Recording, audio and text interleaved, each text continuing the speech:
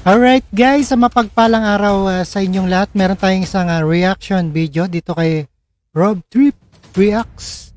Alright, dito kay kampo ni Kibuloy at PNP nagarap sa Senado, Police Deployment at marahas na raid tinalakay.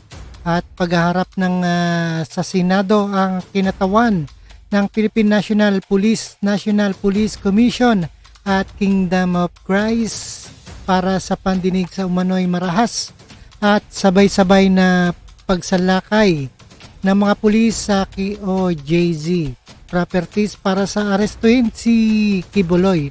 Reklamo ng miyembro ni Kibuloy illegal at hindi makatarungan ang operasyon na kinontra naman ng mga pulis. Alright, panoorin po natin na bakit kaya. Let's go. At bakit nagtatago pa rin si Kibuloy? Merong warrant of arrest, enough na yun na makapasok yung pulis sa loob. Subalit, kailangan lang na may protocol. Sa nakita po ng NAPOLCOM dun sa video footages, lumalabas naman na nakarestrain yung mga pulis nga. Sila yung ni water cannon, sila yung napagbuhatan ng kamay kasi nga, kahit na ating dating Pangulo, sinabi nga na pwede talagang makapasok kasi may warrant of arrest. Nangangahulugan po na yung mga kinaukulan din, nagkakasundo na talagang pwede pumasok sa loob. Kaya lang po siguro napilitan pumasok kasi pinigilan sila. May sapat na basehan at walang pagmamalabis ang mga pulis. Ito ang iginiit ng Philippine National Police sa ginawang raid noong buwan ng Hunyo sa properties ng Kingdom of Jesus Christ para isilbi ang warrant of arrest laban kay Apollo Kibuloy at ilang co-accused nito.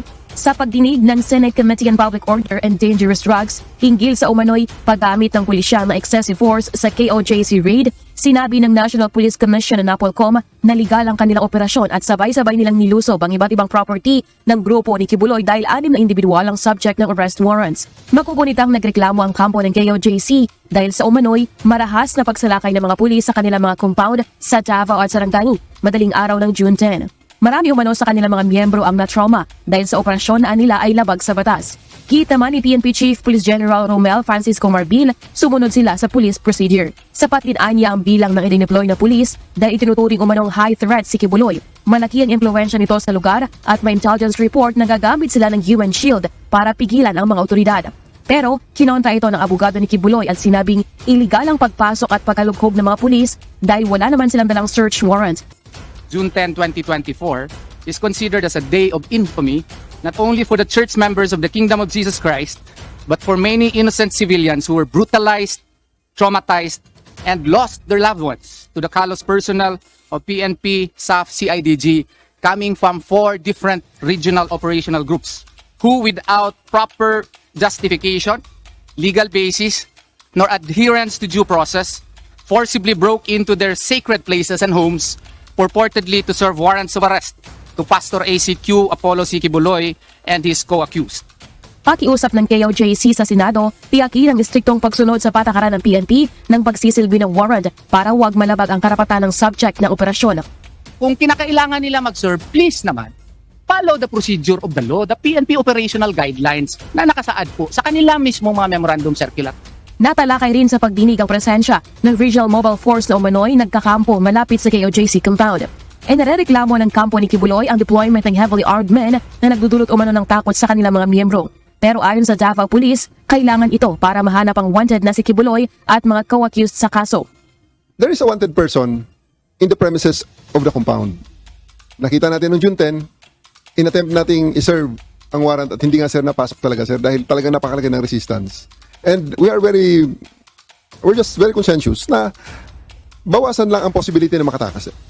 Samantala, nabanggit rin sa pagdinig ang 10 million pesos na reward para kay Kibuloy at tig 1 milyong piso sa 4 na kasamahan nito. Ayon sa KOJC, tinapatan nila ito at nag-alok ng 20 million pesos para sa sinumang makapagbibigay ng detalye sa umano'y taong isinugo para hanapin at patayin ang kanilang lider. Sa August 20, muling itutuloy ang hearing ng komite at kasama sa mga pinadadalaw ang police ground commanders na namuno sa raid operation sa KOJC compounds. Lelay Morano, UNTV News. Alright guys, napakinggan at panood po natin ang pag-aarap na sa Senado ng mga kinatawan ng Philippine National Police at National Police Commission sa Kingdom of Christ. At hindi pa rin nahuli. Nasaan na kaya si Kibuloy? Alright, maraming salamat sa panonood at pakikinig dito kay Rob Trip. And see us again sa another reaction video. And peace out, guys. Thank you, thank you.